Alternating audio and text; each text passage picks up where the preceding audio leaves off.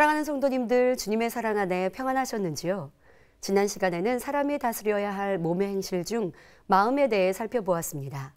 온전한 선과 사랑으로 가득하셨던 주님의 마음을 닮으려면 마음속의 비진리를 모두 뽑아버리고 진리인 선과 사랑으로만 가득 채워 넓고 큰 마음을 이루어야 함을 말씀드렸습니다. 이 시간 함께 은혜 나눌 우리의 눈도 마음과 밀접한 관계가 있습니다. 무엇을 어떻게 보느냐에 따라 우리의 마음이 달라지고 우리의 마음에 따라 무엇을 어떤 느낌으로 보는지가 달라지기 때문입니다.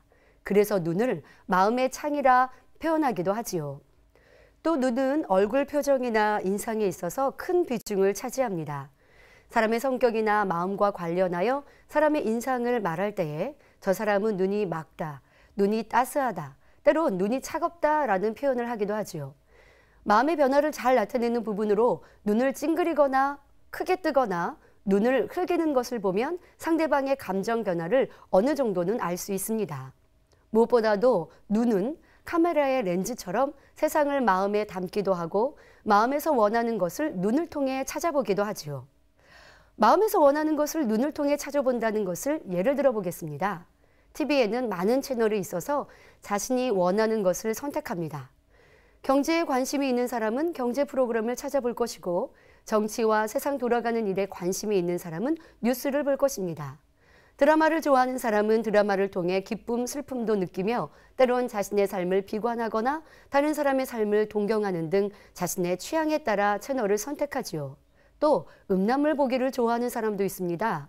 아이들이 호기심으로 보았어도 그것이 마음과 생각에 남아 학업에 지장을 주게 되는데 분별력이 있고 옳고 그름을 아는 성인이 음란물을 즐겨본다면 이는 그 마음에 간음과 음란함이 있기 때문인 것입니다. 이렇게 우리의 눈은 무언가를 봄으로 마음과 생각에 담는 역할을 하기도 하고 자신이 원하는 것을 눈을 통해 찾아보는 일도 합니다. 그럼 우리 성도님들의 눈은 무엇을 보고 무엇을 찾고 계신가요?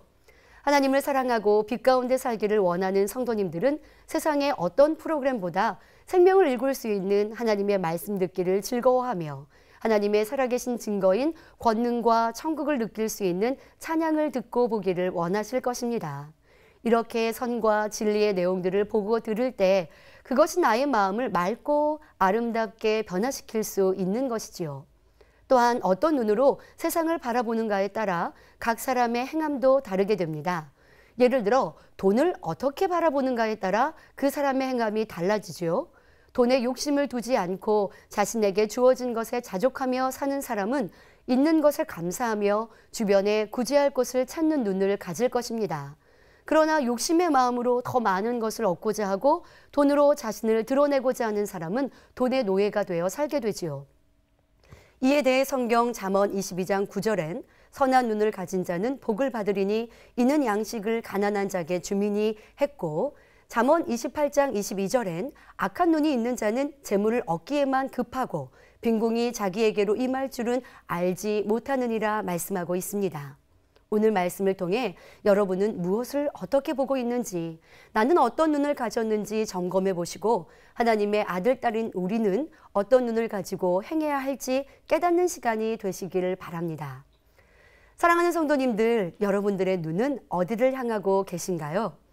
우리가 무엇을 어떻게 보느냐에 따라 우리 마음에 담기는 것이 달라지며 결국 삶의 방향, 결과가 달라집니다. 특히 어린아이들을 보면 눈으로 보는 것이 얼마나 중요한지 쉽게 알 수 있는데요. 아이들이 부모님이나 주위 사람들의 모습을 보고 그대로 따라하거나 말하는 것, TV에 나오는 만화 주인공의 행동과 말투를 쉽게 따라하는 것을 보면 눈의 중요성을 더욱 느낄 수 있습니다. 이렇게 사람들은 1차적으로 보는 것을 통해 경험하고 느끼고 삶에 필요한 것들을 배우면서 성장합니다. 예를 들어 그 부모의 앉고 서는 것, 씻는 것, 먹는 것 등 행동 하나하나를 어떻게 보았느냐에 따라 무의식 중에 입력되어 본받게 되지요. 한 성도님의 간증입니다. 이분은 옷장 서랍을 발로 닫는 습관이 있었다고 합니다. 어느 날 자신의 아이도 자신과 똑같이 옷장 서랍을 발로 닫는 것을 보고 스스로 반성한 후 다음부터는 손으로 닫았다고 합니다. 이후 아이도 따라서 손으로 서랍을 닫는 것을 보면서 평소에 부모의 행동 하나하나가 아이에게 많은 영향을 미치는 것을 느꼈다는 간증을 들어보았습니다. 이렇게 부모, 형제 등 보여지는 모든 것들로 어릴 적부터 바른 교양에서 배웠는가, 그렇지 않은가에 따라 그 몸의 행실이 달라진다는 사실입니다. 또 보는 것이 얼마나 중요한지에 대해 유명한 일화로 맹모 삼천지교란 말이 있지요. 맹자의 어머니가 아들의 교육을 위해 3번이나 거처를 옮겼다는 말로 시장 근처에 살 땐 어린 맹자가 장사하는 것을 따라하는 것입니다. 그래서 이번엔 공동묘지 근처로 거처를 옮기니 곡하는 것을 흉내냅니다. 이를 본 맹자의 어머니는 서당 근처로 옮겨 글을 읽는 분위기를 조성하므로 이후 맹자는 고대 중국의 유명한 사상가가 되었지요. 이렇게 보는 것에 따라 행동이 달라지며 그 사람의 삶이 달라질 수 있으니 보는 눈이 얼마나 중요한지 알 수 있습니다. 또한 사람이 보고 배우는 것은 행동 습관뿐만 아니라 인격 형상에도 큰 영향을 끼칩니다. 예를 들어 어려서부터 아버지가 술을 많이 먹고 어머니를 구타하는 가정에서 보고 자란 아이는 나는 커서 절대 술하고는 상종도 하지 말아야겠다 다짐하지요. 그러나 무의식 중에 입력됨으로 그 마음을 지키지 못하고 오히려 나쁜 모습을 닮아 술꾼이 되고 폭력적인 성향을 가지는 사람들도 볼 수 있습니다. 성장 과정에서 본 것이 자신도 모르게 몸에 배이고 익혀졌기 때문이지요. 따라서 이 말씀을 듣는 여러분은 눈으로 보는 것이 사람의 인격을 형성하는 데 얼마나 큰 영향을 좌우하는지 깨달아 자녀 교육이나 아동 학생을 가르침에 있어 부모나 교사가 먼저 주의 교양으로 본이 되시기를 바랍니다. 그렇다면 예수님의 성장 과정은 어떠하셨을까요? 예수님은 성령으로 잉태되셨기에 아버지의 정자와 어머니의 난자로 결합된 몸이 아니셨습니다. 이미 잉태되셨을 때부터 하나님의 능력 가운데 선 자체이시며 사랑이신 아버지 하나님의 마음을 가지고 태어나셨지요. 그러나 성장하시며 보고 듣는 것 동안 중요하기에 선하고 악이 없는 육의 부모 밑에서 자라게 하셨습니다. 예수님의 육의 아버지와 어머니를 살펴볼 때 그 중심이 얼마나 깨끗하고 선한지 알 수 있지요. 어느 날 요셉은 정원하였을 뿐 아직 결혼하지 않은 마리아의 배가 불러오는 것을 알게 되었습니다. 그러나 그 사실을 사람들에게 알리지 않고 가만히 끊고자 하였지요. 이 사실이 알려지면 당시의 율법으론 마리아를 돌로 쳐서 죽여야 하기에 조용히 끊고자만 했던 선한 요셉이었습니다. 마리아는 또 어떠했습니까? 주의 사자가 현몽하여 가로되 내가 아들을 낳으리니 그 이름을 예수라 하라 명하실 때 주의 계집종이오니 말씀대로 이루어지이다 하고 대답합니다.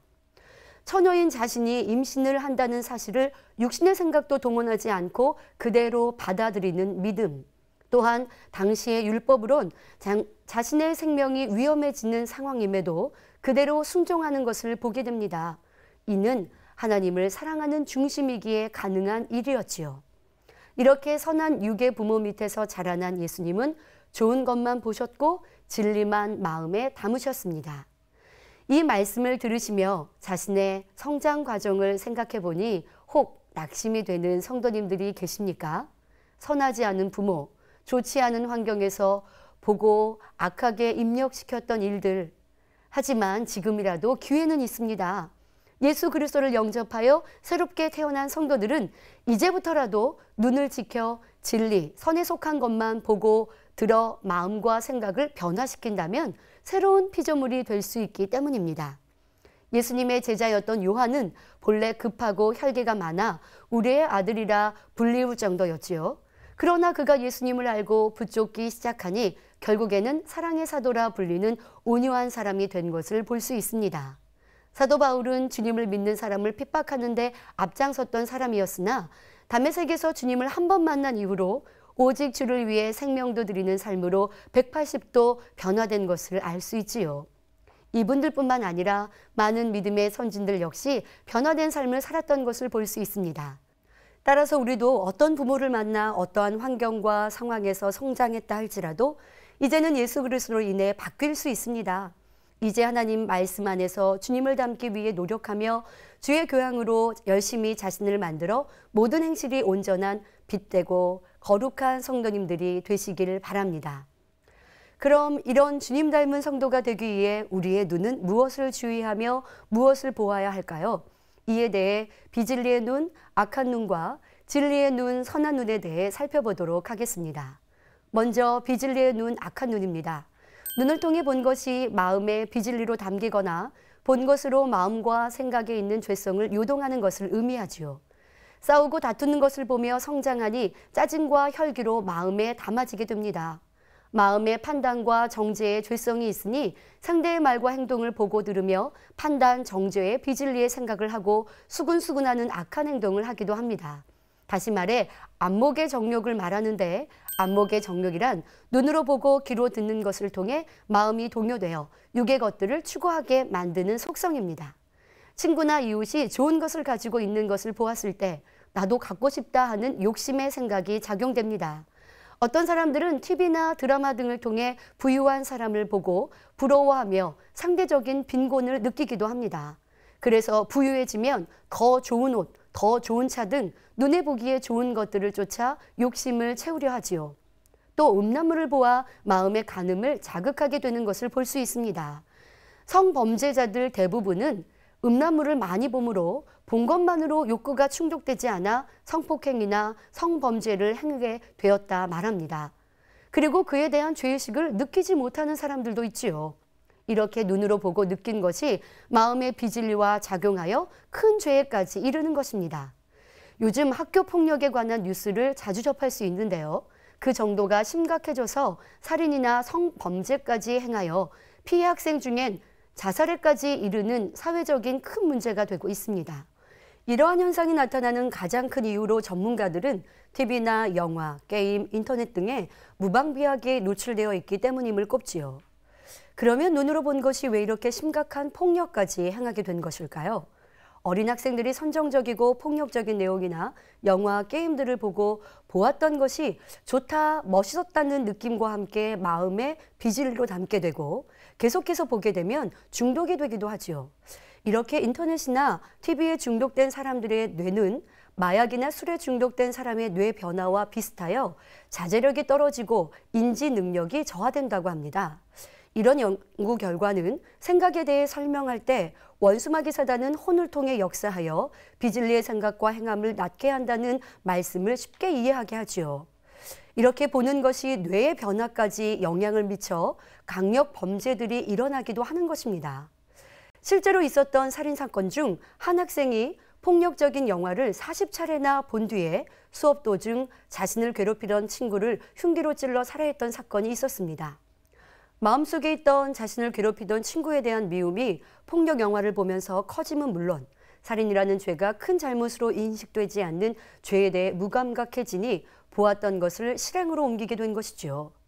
또 어떤 학생은 밤새 게임하는 것을 엄마가 꾸짖자 불만을 품고 엄마를 살해한 사건도 있었죠.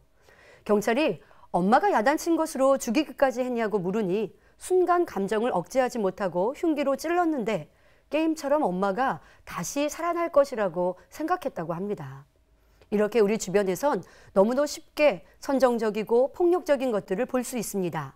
인터넷이나 스마트폰에서 보고자 하면 얼마든지 찾아서 볼 수 있다고 하죠. 그런데 더 안타까운 것은 많은 사람들이 이런 악한 것 보기를 즐겨한다는 것입니다. 이런 악한 것은 계속 볼수록 점점 마음이 악으로 비진리로 물들어 어지간히 나쁜 것을 보아도 그냥 흔히 그럴 수도 있는 당연한 것처럼 보아지고 느껴지게 됩니다. 불륜을 아름다운 사랑인 것처럼 포장한 내용을 보면서 자신의 마음 안에 있는 간음을 합리화시키며 요즘에는 결혼해도 많이 애인을 두던데 하며 배우자 외에 자신의 욕구를 채워줄 사람을 찾기도 합니다. 이렇게 우리가 보는 것으로 자신도 모르게 죄와 악에 물들어가고 있으며 비진리에 대한 분별력을 잃고 있지요. 이런 비진리 악한 눈은 지금 보는 것보다 더 강렬하고 자극적인 것을 계속 원합니다. 그러하기에 마지막 때가 됨을 볼수록 세상은 점점 음란하고 퇴폐적인 것들로 사람의 눈과 마음을 빼앗고 있지요. 그리고 이것을 주관하는 것은 원수마귀 사단입니다. 사람들이 의식하지 못하는 사이 TV, 인터넷, 게임 등 미디어나 문화, 유행, 주변의 환경을 통해 비진리, 죄와 악에 쉽게 물들게 하는 것입니다. 성도님들은 이런 사실을 깨달아 보지 말아야 할 것은 절대 보지 말아야 합니다. 이와는 반대로 우리의 눈이 선한 것, 진리의 것을 바라보면 우리의 마음이 빠르게 진리로 채워질 수 있습니다. 성경을 읽는 눈, 천지만물을 바라보며 하나님의 창조의 섭리를 찾는 눈, 삶을 주관하시고 인도하시는 하나님의 사랑을 느끼고 찾아 감사의 눈물을 흘리는 아름다운 눈, 이런 진리의 선한 눈을 가질 때 더 신속히 주님 닮은 아름다운 눈이 될 수 있는 것입니다.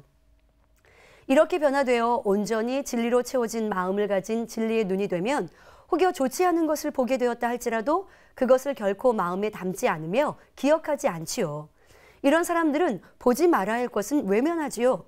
악한 것이나 상대의 단점 등 좋지 않은 것은 안 보려고 눈을 돌릴 것입니다. 마태복음 7장 3절에 어찌하여 형제의 눈 속에 있는 티는 보고 내 눈 속에 있는 들보는 깨닫지 못하느냐 하신 말씀처럼 그 마음이 선한 것을 쫓기 때문에 다른 사람의 허물을 보려 하지 않고 상대의 허물을 전하지 않을 뿐만 아니라 선과 사랑으로 상대의 부족함을 덮어주고 도와주며 변화될 모습을 믿음의 눈으로 바라보는 선한 눈이 됩니다. 즉 악한 것을 본받지 말고 선한 것을 본받으라는 말씀처럼 오직 선한 것만을 보고자 하는 눈을 가졌지요. 이렇게 선한 것만 바라보는 진리의 눈이 되기 위해서는 앞서 설명한 비진리의 눈, 안목의 정욕을 차단해야 합니다. 비진리의 것, 좋지 않은 것은 차단하고 선한 것만 보려는 노력이 필요하지요. 우리의 마음은 그릇과 같아서 무엇을 담았는지에 따라 내 자신의 가치가 달라집니다. 진리를 담으면 영의 사람이 되어 하나님께나 사람들 앞에 사랑받고 인정받는 복된 사람이 되나 비진리를 담으면 사단이 송사하는 어둠의 사람이 되지요. 그런데 우리의 마음에 무언가를 담는 데 있어서 눈이 많은 역할을 한다 했지요.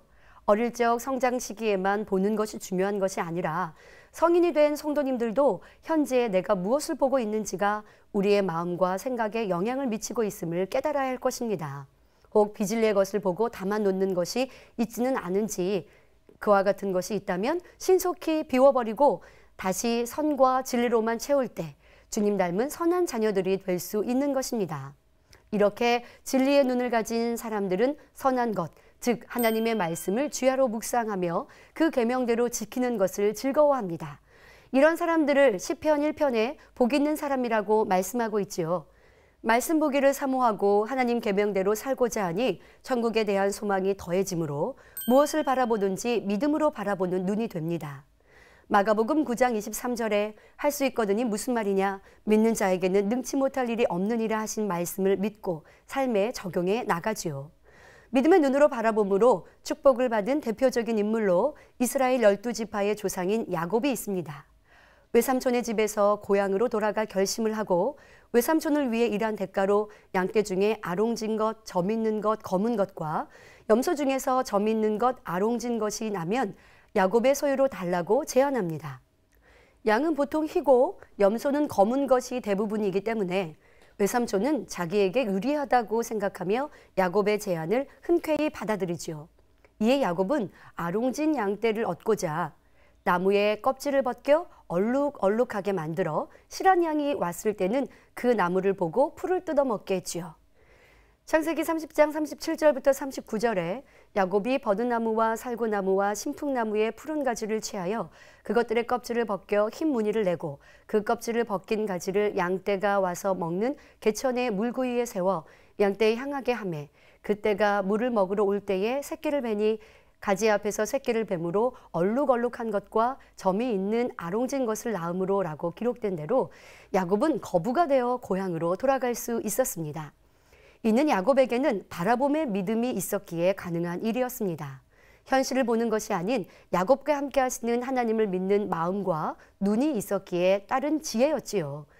우리도 이러한 믿음의 눈을 가지고 하나님의 말씀인 성경 66권을 그대로 믿고 행할 때 응답과 축복의 삶을 영위할 수 있는 것입니다. 또한 진리의 눈을 가진 사람들은 하나님의 역사를 보면 기뻐하고 즐거워하는 것을 볼 수 있습니다.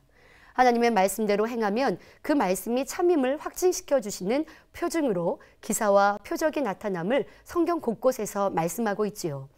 예수님께서 사역하시던 당시는 어떠했나요? 눈먼 자가 눈을 뜨고 귀머거리의 귀가 들리고 벙어리가 말을 하고 걷지 못하던 자가 걷고 뛰며 죽은 자가 살아나는 엄청난 권능을 베푸셨습니다. 이때 선한 눈을 가진 사람들은 이러한 하나님의 역사를 보고 기뻐하고 즐거워하며 사람으로서는 할 수 없는 놀라운 기사와 표적, 권능이라 고백하였지요. 이에 예수님께서는 누가복음 10장 23절 후반절부터 24절에 너희의 보는 것을 보는 눈은 복이 있도다. 내가 너희에게 말하노니 많은 선지자와 임금이 너희 보는 바를 보고자 하였으되 보지 못하였으며 너희 듣는 바를 듣고자 하였으되 듣지 못하였느니라 하셨습니다. 반면 하나님의 말씀을 잘 안다고 하는 바리새인, 서기관이나 제사장들 중에는 같은 것을 보면서도 믿지 않았습니다. 오히려 바알셉을 지폈다, 귀신의 왕을 힘입어 귀신을 쫓아낸다 하며 시기와 질투, 미움으로 인해 눈이 멀어져 구세주로 오신 예수님을 알아보지 못했지요. 바로 악한 눈을 가지고 있었기 때문입니다. 그러니 결국 예수님을 십자가 처형에 내어주는 악을 행하였습니다. 주님의 부활 승천 후 제자들이나 사도들이 성령의 능력을 힘입어 기사와 표적을 나타낼 때도 이를 보고 믿는 자와 믿지 않고 죽이려 하는 사람들이 있었습니다. 오늘날도 마찬가지입니다. 예수 그리스도의 이름으로 기도할 때 많은 사람들이 각종 질병을 치료받고 성경상의 권능의 역사가 나타나는 교회와 주의 종을 보고 들으면 어떠해야 하겠습니까?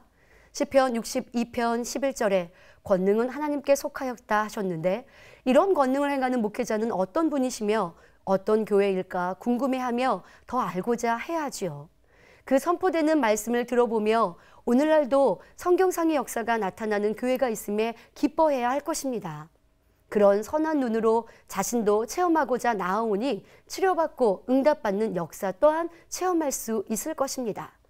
그러나 악한 눈, 부정적인 눈으로 어찌하면 흠을 잡을까 하거나 의심의 눈으로 바라보는 사람이라면 하나님께서 무엇라 말씀하시겠습니까? 더 나아가 권능이 나타남으로 부흥하는 교회를 시기에 질투하여 쉽게 이단이라고 판단 정죄한다면 이는 마음에 있는 악이 그대로 나오는 모습일 것입니다. 이렇게 같은 것을 보고도 어떤 눈을, 어떤 마음을 가졌느냐에 따라 그 행동이 달라지는 것을 볼 수 있습니다. 즉, 진리의 마음으로 가득 찬 사람은 진리의 관점에서 보고 비진리의 마음이 많은 사람은 비진리의 관점에서 바라보므로 생각과 행동에 차이가 나타나는 것입니다. 우리의 환경에서도 마찬가지입니다. 어떤 마음으로 어떤 관점에서 보느냐에 따라 주변 환경도 생각도 행동도 달라질 수 있는 것입니다. 아무리 좋은 환경에서 살아도 마음이 어둡고 힘들면 불행하다고 느끼고 아무리 주변 환경이 힘들어도 마음이 천국이면 행복한 것과 같지요. 아직 내 마음에는 비진리가 많은데 어떻게 하나 부정적으로 생각하는 것이 아니라 마음 안에 조그만 진리라도 그 진리의 관점에서 모든 것을 바라보고 진리로 마음을 넓혀 나아간다면 신속히 진리의 눈이 될 수 있을 것입니다. 사랑하는 성도 여러분, 여러분들은 어떤 눈을 가지고 싶으신가요? 진리의 눈, 선한 눈을 가지고 싶지요. 그렇다면 우리의 눈앞에 진리와 선의 기준을 세워 보아야 할 것과 보지 말아야 할 것을 구분하여야 할 것입니다. 이러할 때 사단의 역사가 사라지고 마음의 악도 떠나는 것을 볼 수 있지요.